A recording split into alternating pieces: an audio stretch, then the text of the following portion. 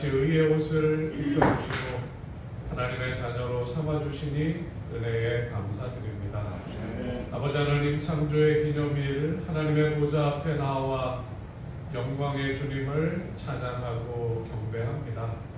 하나님, 이 자리에 오셔서 우리의 예배를 받으시고 우리를 위해 약속하신 은혜와 복을 더하여 주옵소서. 하나님의 영광의 얼굴을 바라보며 하나님 닮은 사람으로 이 세상을 향해 나아가겠사오니 우리를 통해 주님의 영광이 증거되게 하여 주옵소서. 우리를 사랑하시는 예수님의 이름으로 기원하옵나이다. 아멘.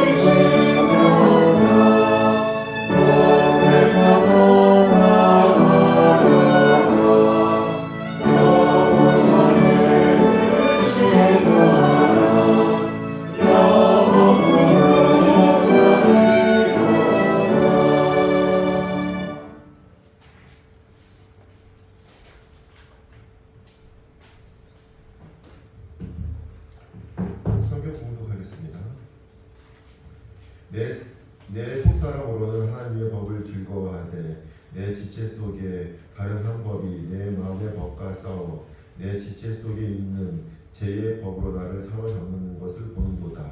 오라, 나는 공고한 사람이로다. 이 사망의 몸에서 누가 나를 건져내랴. 기도하시겠습니다. 하늘에서 하나님 아버지, 감사합니다. 오늘 우리에게 안식의 축복을 주셔서 우리가 이 교회에 나와서 주님의 말씀과 찬양으로 주님과 동행할 수 있는 시간을 주신 참으로 감사합니다. 아멘. 이 세상은 하나님이 안 계신 것처럼 불의와 욕심이 넘쳐나고 있습니다. 우리가 이러한 불의한 세상을 주님의 뜻대로 살아갈 때 주님께서 함께 하셔서 우리가 주님의 뜻대로 살아갈 수 있는 그리스도인으로서 우리의 정체성으로서 우리가 주님과 함께 할 수 있는 우리의 신앙심에 주님께서 항상 함께 하시옵소서. 아멘. 지금은 주님의 말씀을 듣는 시간입니다. 우리가 이 말씀을 들을 때 우리에게 주님의 성령이 함께 하셔서 주님과 교통할 수 있고 우리가 주님의 말씀대로 살아갈 수 있는 이 시간이 될 수 있도록 주님께서 함께 해주시옵소서. 아멘. 이 모든 말씀을 예수님께 드렸습니다. 아멘.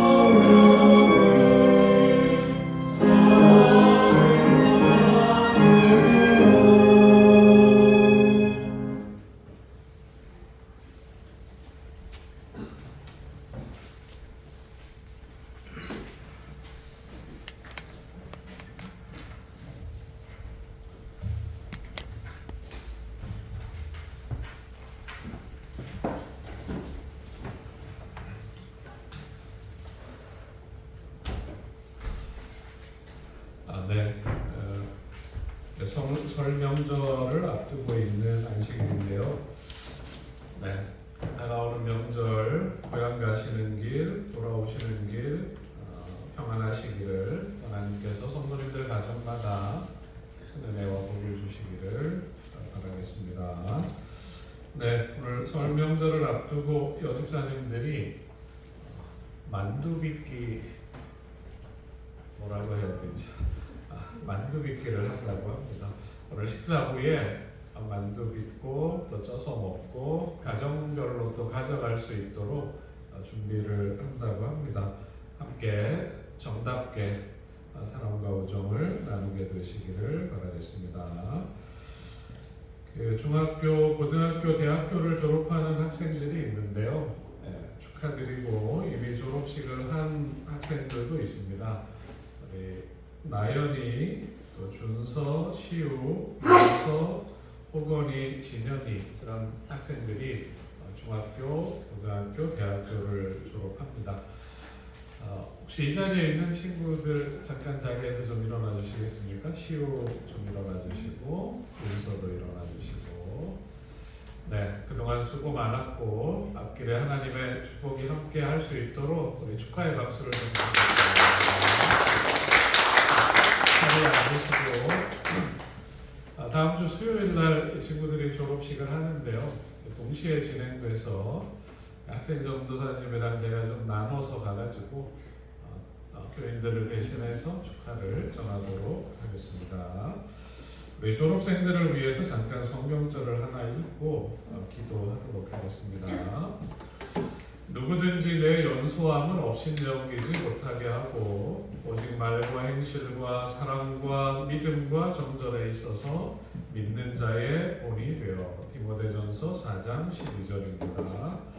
내가 확신하노니 사망이나 생명이나 천사들이나 권세자들이나 현재일이나 장래일이나 능력이나 높음이나 깊음이나 다른 어떤 피조물이라도 우리를 우리 주 그리스도 예수 안에 있는 하나님의 사랑에서 끊을 수 없으리라. 네, 미리 말씀을 못 드렸는데요. 우리 영 목사님 졸업생들을 위해서 잠깐 좀 축복 기도해 주시겠습니까? 네, 졸업생들을 위해서 기도하겠습니다. 하늘에 계신 하나님 아버지, 지난 3년 혹은 6년 동안 노고와 열심과 노력과 인내와 열정을 주님께서 하실 것입니다. 아멘. 이제 그 모든 것을 마치고 새로운 출발을 하려고 합니다. 하나님께서 이 학생들에게 축복하여 주셔서 이전에 가졌던 모든 열성을 앞으로의 삶에 다시금 쏟아부을 수 있도록 도와주셔서 하나님의 은혜 속에서 자라날 수 있도록 도와주시며 특히 교회의 지도자가 될 수 있도록 도와주셔서 하늘의 사람들이 될 수 있도록 은혜 베풀어 주시옵소서. 그 가정에 축복하여 주셔서 자녀들을 이렇게 올곧게 키운 부모들에게 하나님의 은혜가 함께하여 주시고 축복이 함께하여 주시옵소서. 온 가정이 축복을 받는 귀한 가정들이 될 수 있도록 도와주시기를 예수님 이름으로 간절히 기도드리옵나이다. 아멘. 감사합니다.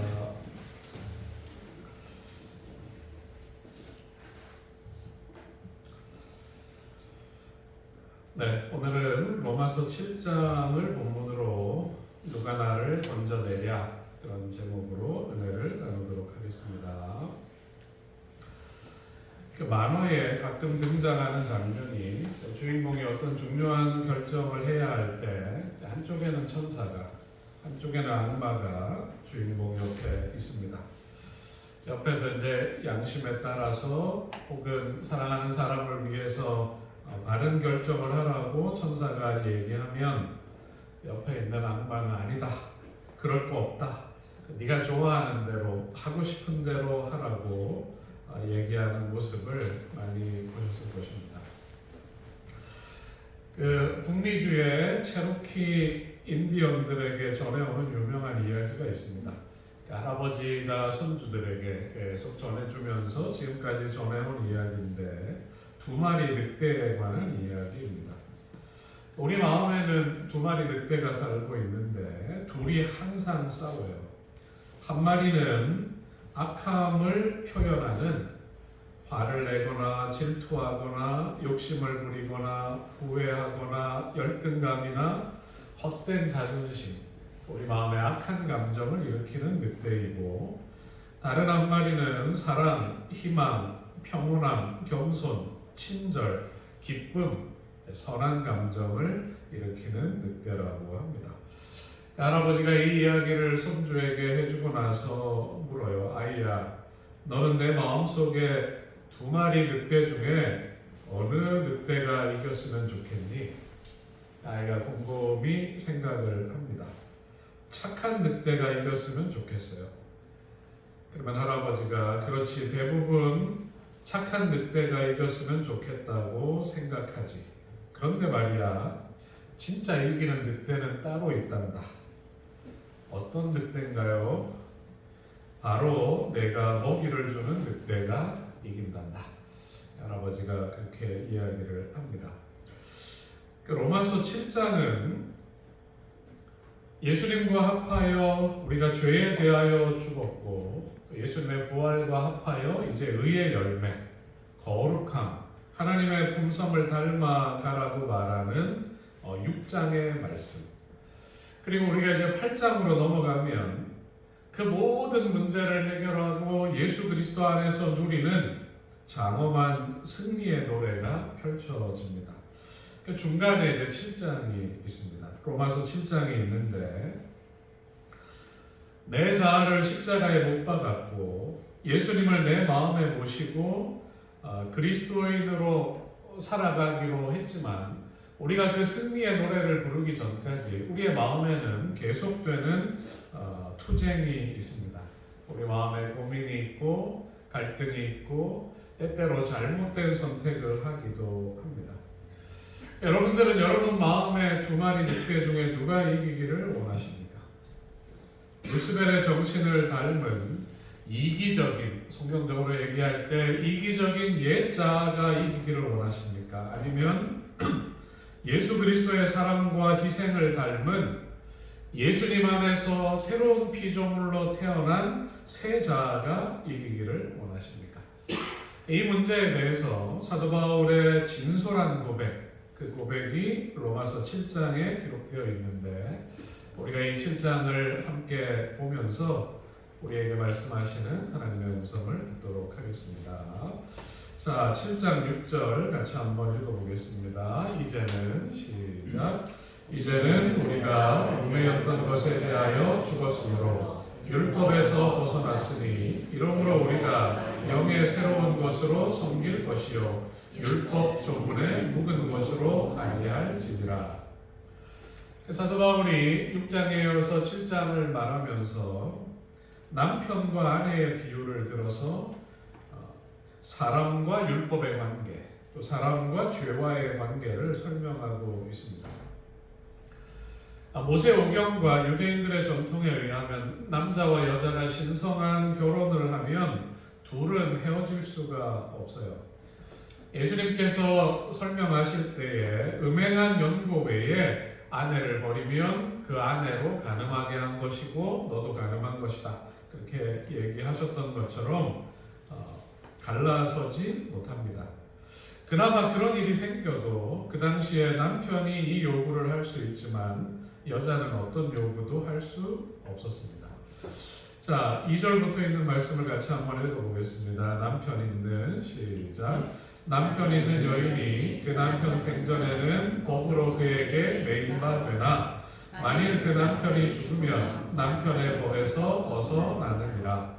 그러므로 만일 그 남편 생전에 다른 남자에게 가면 음녀라. 그러나 만일 남편이 죽으면 그 법에서 자유롭게 되나니 다른 남자에게 갈지라도 음녀가 되지 아니하느니라. 지금 결혼에 대한 얘기를 하려는 것이 아니라 이 내용을 이제 비유로 사용하는 것입니다. 사별 외에 남편과 분리될 수 없었던 당시의 법을 통해서 우리가 죽지 않고는 6장에서 얘기한 것처럼 내 자아가, 죄된 자아가 죽지 않고서는 우리가 율법으로부터 떨어질 수 없고 죄로부터 자유로울 수 없다는 것을 사도 바울이 이야기하고 있습니다. 너희는 그 율법이 사람이 살 동안만 그를 지배하는 줄을 알지 못하느냐. 사람이 살아 있을 때 율법을 지켜야 할 의무가 있고, 사람이 살아 있을 때 율법을 범하면 정죄를 받습니다. 그런데 6장에서 설명한 대로 그리스도인은 우리가 믿음으로 영적으로 예수님의 십자가의 죽으심과 함께 죽었어요. 우리가 그렇게 죽은 이유는 예수님의 부활과 함께 새롭게 태어나기 위하여, 새롭게 태어나서 이제는 하나님의 의의 열매, 거룩함과 하나님의 품성을 닮아가는 삶을 살기 위하여 그렇게 하기로 결심했고, 침례 예식을 통하여 물에 잠기는 의식을 진행했고, 이제는 그리스도인으로 서 있는 것입니다. 자, 계속해서 좀 읽어보겠습니다. 우리가 육신에 있을 때에는 율법으로 말미암는 정욕이 우리 지체 중에 역사하여 우리로 사망을 위하여 열매를 맺게 하였더니, 이제는 우리가 얽매였던 것에 대하여 죽었으므로 율법에서 벗어났으니, 이러므로 우리가 영의 새로운 것으로 섬길 것이요 율법 조문에 묵은 것으로 아니할지니라. 우리가 예수님 안에서 새롭게 거듭나지 않았을 때는 사람들이 영적인 것에 관심을 가지지 않습니다. 그리고 본성대로 현실에 안주하며 또 자신의 욕망에 지배를 받으며 살아갑니다. 그리고 그렇게 사는 사람들의 모습은 율법이 정죄하는 것입니다. 내 마음대로 하나님 없이 살아가는 그 모습에 대하여 율법이 그렇게 사는 것은 잘못됐다고 정죄하는 것입니다. 그래서 예수님 안에서 거듭나지 않은 사람들은 마치 우리가 운전하고 가다가 신호가 이제 좌회전을 하면 안 되는데 앞에서도 차가 안 오고 뒤에서도 차가 안 와요. 마음에 잠시 고민하다가 좌회전을 딱 하는데 저기서 경찰차가 와요. 그러면 이제 아찔한 생각이 드는 것입니다. 길집사님 앞으로 경험해 보세요. 법규를 잘 지키면 됩니다. 그런 것처럼 사람들이 율법에 대해 갖는 감정은 그런 거예요. 내가 이제 이렇게 내 감정대로 내 욕망대로 삶을 살아가는데 율법이 그러면 안 돼, 이렇게 하면서 우리에게 다가온다는 것입니다. 이제 우리가 십자가에서 그동안 얽매였던 것에 대해서 죽었기 때문에 우리는 이제 영적인 것을 추구하며 살 수 있는 그리스도인들이 된 것입니다. 예전에는 내가 율법의 정죄를 받지 않으려고 의무적으로 기계적으로 그 말씀에 순종했다면, 예수님과 합하여 죽고 다시 부활을 경험한 사람들은 예수님과 연합되어 있기 때문에 내가 마음으로 진심으로 원하고 우러나오는 순종, 하나님 말씀대로 살아가는 법을 배워가고 익혀가고 있는 것입니다. 그래서 우리의 마음에 성령의 감동을 통해서 하나님의 사랑 때문에 이제는 기쁜 마음으로, 즐거운 마음으로 하나님의 뜻을 행할 수 있게 된 것입니다. 성령으로 거듭난다는 것은 정결한 마음의 창조와 정직한 영의 새롭게 함을 의미한다. 그리하여 신자는 이제부터 더 이상 율법적 속박이나 두려움이 아니라 자유와 사랑의 새 영으로 하나님을 섬긴다. 성령으로 거듭난 사람의 모습입니다. 그래서 우리가 오늘 예배하고 있는데, 오늘 교회 안 가려고 하는데 억지로 끌려 나온 사람이 혹시 있을지 모르겠지만 우리가 이런 마음으로 이제 예배하는 것입니다. 같이 한번 읽어보겠습니다. 아버지께서 시작. 아버지께 참되게 예배하는 자들은 영과 진리로 예배할 때가 오나니 곧 이때라. 아버지께서는 자기에게 이렇게 예배하는 자들을 찾으시느니라. 안식일을 지켜라. 그렇지 않으면 율법을 범하는 것이다. 경건하게 예배해라. 그렇지 않으면 하나님의 축복을 받지 못한다. 그런 강요가 아니라 성령의 감동 속에 하나님을 사랑하는 마음으로 하나님을 만나기 위하여 우리가 이 자리에 참석해서 성령과 진리로 하나님을 예배하는 것입니다. 예수님의 제자들이 예수님이 붙잡히시던 날 밤에 이제 예수님이 겟세마네에 가서 기도를 하셨어요. 붙잡히시기 전에 겟세마네에서 기도하시는데 예수님이 제자들에게 요청하셨습니다. 오늘 밤 나를 위해 좀 기도해 달라. 제자들이 어떻게 했나요? 밀려오는 졸음을 참을 길이 없어 막 고집고 아무리 해도 안 잘 수가 없어서 그들이 잔 것입니다. 예수님이 와서 여러 번 깨우고 다시 기도해 달라고 요청했지만 그들이 기도하지 못했습니다. 만약에 그날 그들이 정말 예수님 안에서 거듭났고 예수님이 하시는 일, 모든 인류를 위하여 대속의 죽음을 당하시는 그 일의 의미를 깨달았다면, 그 일이 자기의 구원과 연결된 것을 알았다면 예수님을 붙잡아 주시도록 그들이 간절히 기도했을 것입니다. 하지만 그렇게 하지 못했어요. 후에 그들이 부활하신 예수님을 만나고 성경을 배우고 높이 들렸던 그 십자가의 의미를 알게 되었습니다. 예수님께서 이제 그들에게 명령하셨어요. 약속한 성령을 받을 때까지 예루살렘을 떠나지 말고 함께 모여서 기도하라. 그들이 달라졌을까요? 그들이 달라졌어요. 함께 모여서 간절하게 기도하는 중에 성령의 충만함을 받게 된 것입니다. 율법의 조문에 묵은 것으로 기도하지 않으면 안 돼. 그래서 하는 것이 아니라 영의 새로운 것으로 그들이 이제는 자원하는 마음으로 그 일의 필요성을 간절히 느끼고 하나님께서 우리에게 주신 사명을 완수하기 위해서는 성령의 충만함이 필요하다는 것을 절실히 느끼면서 그들이 기도하게 된 것입니다. 이것이 이제는 영의 새로운 것으로 살아간다는 의미라고 말할 수 있습니다. 자, 고린도후서 3장 6절을 읽어보겠습니다. 그가 또한 시작. 그가 또한 우리를 새 언약의 일꾼 되기에 만족하게 하셨으니 율법 조문으로 하지 아니하고 오직 영으로 함이니 율법 조문은 죽은 것이요 영은 살리는 것이라. 여러분, 우리들의 마음 가운데서 신앙생활을 해나갈 때 의무감이나 부담감이나 뭔가 목적을 갖고 하는 것이 아니라 자원하는 심령으로 성령의 인도 속에 이런 일들이 날마다 일어나게 되기를 간절히 소원하는 것입니다.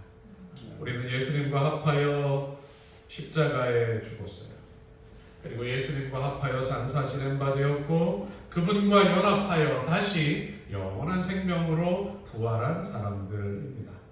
우리 속에서 참되고 마음에서 우러나오는 순종과 섬김이 있게 되시기를 주님의 이름으로 축복합니다. 아멘. 자, 우리가 7장을 읽어볼 때 항상 이제 3장에서도 그랬지만 바울의 이 설명들을 잘 이해할 필요가 있습니다. 자, 12절을 한번 읽어보겠습니다. 2로 시작. 이로 보건대 율법은 거룩하고 계명도 거룩하고 의로우며 선하도다. 좀 전까지 6절까지 사도 바울의 설명을 들으면서 율법이라는 것은 벗어나야 하는 굴레이고 율법이 마치 필요 없는 것처럼 우리가 생각할 수도 있습니다. 로마서 3장에서 바울이 우리가 의롭게 되는 것은 율법을 지킴으로 되는 것이 아니라 십자가를 통해 이루어진 하나님의 구원을 믿는 믿음으로 의롭게 된다. 율법을 지킴으로 의롭게 되는 것이 아니라 하나님을 믿는 믿음으로 의롭게 된다. 그렇게 열변을 토한 후에 바울이 뭐라고 얘기하냐면 그런즉 우리가 믿음으로 말미암아 율법을 파기하느냐 율법을 폐하느냐 그럴 수 없느니라. 도리어 율법을 굳게 세우느니라. 바울이 믿음을 강조하지만 뭐도 강조하는 것 같아요? 믿음으로 의롭게 된 사람이 하나님의 말씀대로 살아가는 것에 대해서 중요하게 생각하는 것을 볼 수 있습니다. 자, 7절을 보면 그런즉 우리가 무슨 말을 하리요? 좀 전에 이제 설명한 것입니다. 억지로 강제로 붙잡혀 살았는데 이제 영의 사람이 된 것에 대하여 바울이 설명한 뒤에 그런즉 우리가 무슨 말을 하리요? 율법이 죄냐? 그럴 수 없느니라. 율법으로 말미암지 않고는 내가 죄를 알지 못하였으니 곧 율법이 탐내지 말라 하지 아니하였더라면 내가 당심을 알지 못하였으리라. 사도 바울은 어린 시절에 신실한 어머니, 유대인 어머니로부터 성경 말씀, 율법을 배웠습니다.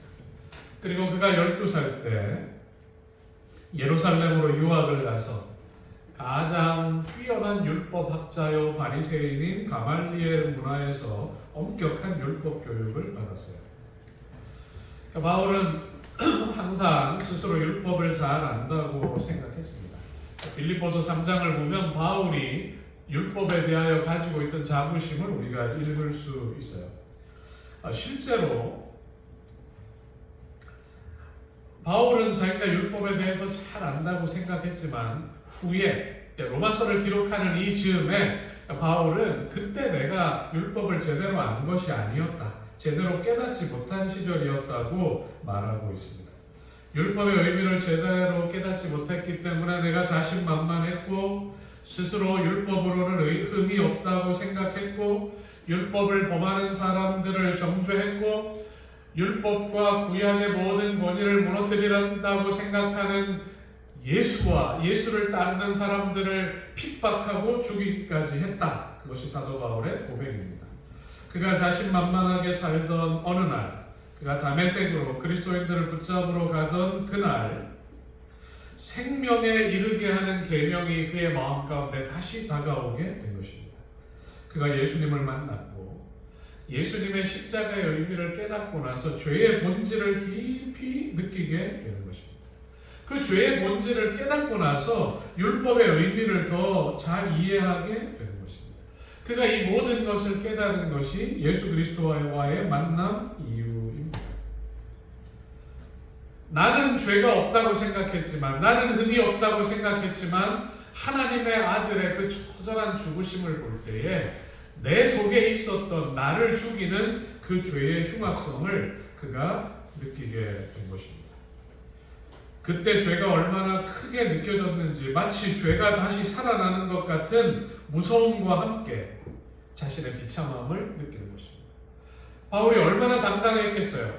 그가 교인들 잡으러 말 타고 갈 때는 마음속에 스스로 생각한 의가 충만했었는데 죽으신 예수님과 부활하신 예수님을 만나면서 이런 나를 위하여 죽으신 그분을 생각할 때 내 속에 죄가 무섭게 다가오게 된 것입니다. 죄짐에 눌려 죽게 된 자신을 바로 보고 구원을 향하여 그가 부르짖게 된 것입니다. 여러분, 죄는 우리에게 말합니다. 너는 이미 율법을 범했어. 너는 구원받을 수 없어. 너는 틀렸어. 세상에 자포자기하며 살아가는 수많은 사람들에게 죄가 이렇게 얘기하는 것입니다. 네가 지은 죄 때문에 네가 구원받을 가능성이 없어. 스스로도 생각해요. 나 같은 사람이 무슨 구원을 받냐. 이게 죄가 우리에게, 율법이 우리에게 말하는 것입니다. 죄는 우리에게 또 속삭입니다. 너는 율법을 지킬 필요가 없어. 믿기만 하면 돼. 수많은 개신교인들이 이런 정신으로 살아요. 다 패해졌다. 그렇게 얘기하면서 믿으면 되지, 믿으면 구원받는다, 그렇게 얘기하면서 성경 말씀을 신실하게 순종하며 살아가지 않습니다. 또 하나의 위험이 있는데 완전주의자들은 죄에 대하여 이렇게 말합니다. 너는 율법을 잘 지키고 있어. 너는 이제 죄가 없어. 너는 완전해. 너에게는 중보자 없이도 하나님 앞에 설 수 있어. 재림교회 내에 완전론을 주장하는 사람들이나 기독교 역사에서 죄를 짓지 않음으로 구원을 받아보려고 애썼던 수많은 사람들이 이 속삭임에 넘어가는 것입니다. 여러분, 죄인으로 자포자기하게 하는 것, 율법을 더 이상 지킬 필요가 없다고 말하는 것, 율법을 다 지켜서 완전하고 의로워질 수 있다고 주장하는 것, 이것이 다 우리를 속이는 주장들이고 우리에게서 구원을 빼앗아가는 오류임을 기억해야 할 것입니다. 여러분, 우리에게 율법과 계명을 주신 분은 하나님이십니다. 율법은 하나님의 거룩한 품성을 반사하고 있습니다. 여러분, 십자가가 우리를 향한 하나님의 사랑과 하나님의 사랑에 대한 믿음을 나타내는 그런 최고의 가치가 있는 것임과 동시에 그 십자가라는 것이 보여주는 것이 뭐냐면 하나님의 율법의 가치를 보여주는 것입니다. 죄를 범한 사람에게 반드시 죄의 값이 있다는 것을 보여주는 것이 십자가고, 우리 모두의 죄를 대신해서 율법의 요구를 예수 그리스도께서 만족시켜 주고 계시는 모습이 십자가의 모습입니다. 여러분, 율법이 필요 없다면 왜 하나님의 아들이 우리를 대신해서 십자가에서 죄의 값을 치르셨겠습니까? 사도 바울은 이 점을 분명히 하는 것입니다. 이로 보건대 율법은 거룩하고 계명도 거룩하고 의로우며 선하도다. 여러분, 이제 우리는 구원을 얻기 위하여, 내가 의로워지기 위하여, 구원을 얻기 위하여 율법을 지키는 것이 아니라 그 율법의 요구를 이루시고 나를 대신해서 십자가를 지신 예수 그리스도를 바라보며 예수님과 함께 죽었고 다시 생명으로 태어났기 때문에 이제는 기쁜 마음으로 주님의 뜻을 행하며 살아가는 사람들입니다. 예수님께서 계명대로 규례대로 사셨고 하나님 뜻을 자신의 뜻보다 더 귀하게 여기며 사셨던 것처럼 우리들도 그분의 모본을 따라서, 예수 그리스도의 모본을 따라서 우리들의 삶에서 하나님의 규례를 지키며 하나님의 명령에 순종하며 하나님의 뜻을 행하며 살아가는 진실한 그리스도인들이 되어야 할 것입니다. 자, 오늘 우리의 주제 성경절 다시 한번 읽어보겠습니다. 24절, 25절 오호라, 시작. 오호라, 나는 곤고한 사람이로다. 이 사망의 몸에서 누가 나를 건져내랴. 우리 주 예수 그리스도로 말미암아 하나님께 감사하리로다. 그런즉 내 자신이 마음으로는 하나님의 법을, 육신으로는 죄의 법을 섬기리라. 이게 7장의 마지막 부분입니다. 그러면서 이제 8장의 그 영광스러운 내용이 펼쳐집니다. 자, 누가 나를 건져내랴, 오늘 말씀의 제목인데, 만약에 이게 국어 시험이면 우리 국어 선생님이 계신데 25절에 답이 있잖아요. 이 답을 쓰면 이제 정답이 되는 것입니다. 24절은 유명한 성경절입니다. 우리가 오라 나는 곤고한 사람이로다. 이 사망의 몸에서 누가 나를 건져내랴. 우리가 익히 암송하고 있습니다.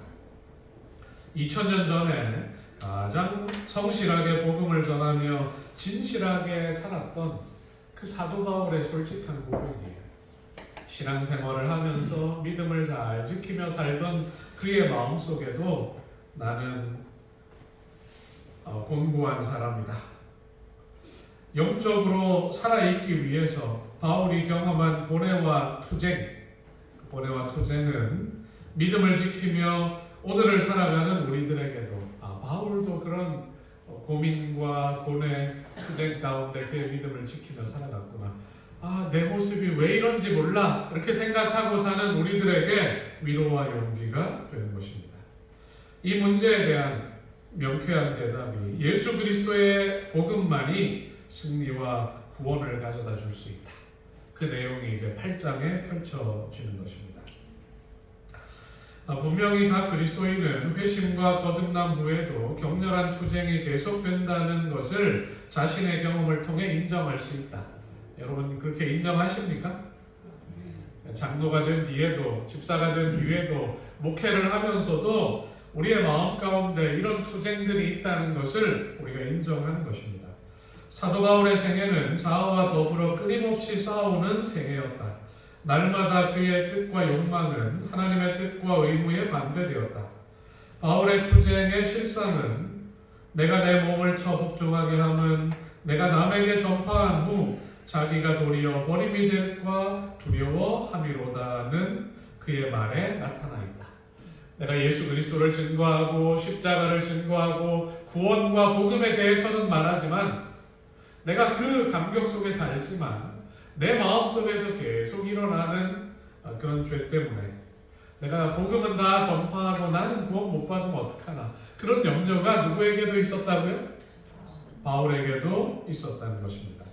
이와 마찬가지로 모든 회심하고 거듭나고 의롭다 하심을 받은 그리스도인에게도 성화의 과정은 자아와의 힘들고 엄격한 투쟁을 포함한다.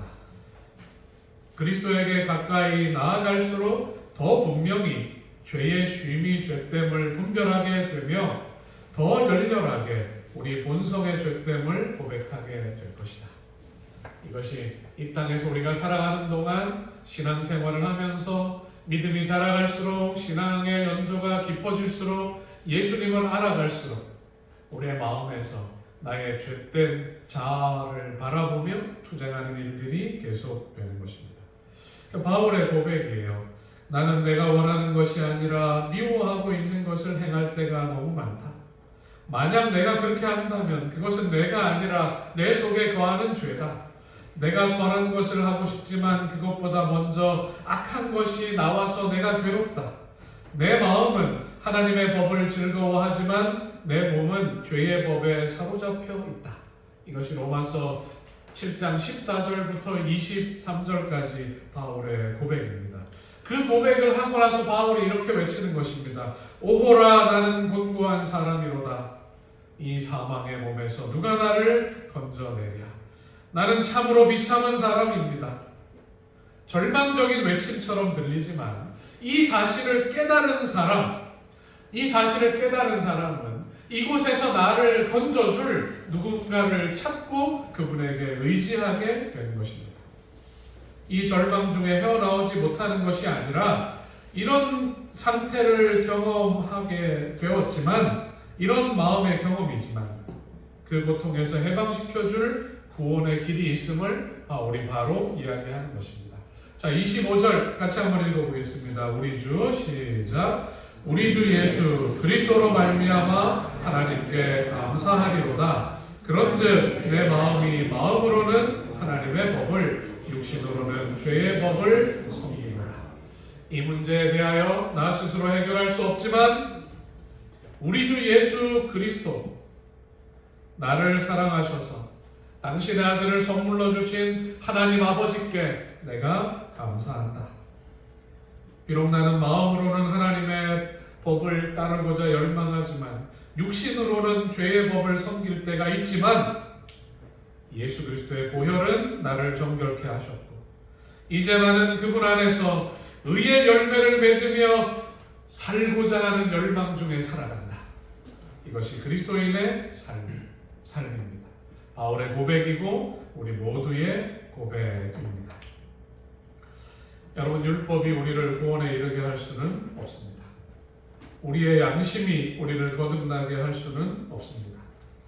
그래서 절망적인 사람에게, 누구에게나 누군가의 도움이 필요합니다. 그래서 하나님께서 구원의 계획을 세우셨고 예수 그리스도를 우리에게 보내셨고, 완전한 구원은 오직 예수 그리스도를 통해 얻을 수 있다는 것이 로마서의 가르침이고 성경의 가르침입니다. 고린도전서 15장 57절 같이 읽어보겠습니다. 우리 주 시작. 우리 주 예수 그리스도로 말미암아 우리에게 승리를 주시는 하나님께 감사합니다. 예수님으로 말미암아 우리에게 승리를 주시는 하나님을 우리가 예배하고 찬미하고 감사하며 살아가는 것입니다. 사도 바울은 그가 할 수 있는 모든 노력을 해본 사람입니다. 율법의 선함을 인정하고 자랑스러워하며 그것을 온전히 지키기 위해서 최선을 다했고 그렇게 사는 삶에서 만족을 느끼기도 했습니다. 하지만 그런 노력 속에도 그의 마음속에는 끊임없이 죄가 살아나고 구원에 대한 확신을 갉아먹는 것들이 반복되었습니다. 예수님을 만나고 예수님께 항복하기 전까지 마음의 참 기쁨과 평안을 얻을 수 없었습니다. 스스로 이루겠다는 것을 내려놓고 하나님이신 그분 앞에, 나를 사랑하는 그분 앞에, 나를 위해 당신의 생명을 주신 예수 그리스도 앞에 모든 것을 내려놓은 이후에 참 자유와 영적인 열매와 영원한 생명을 얻을 수 있었습니다. 예수님을 통해 오늘 우리에게 승리를 주시는 하나님께 감사하고 예수 그리스도를 마음에 모시고 영적인 평안과 성숙을 이루어가는 진실한 그리스도인들이 되시기를 바라며 오늘 말씀을 마치겠습니다. 다 함께 일어나셔서 헌신의 찬미 보겠습니다. 344장입니다.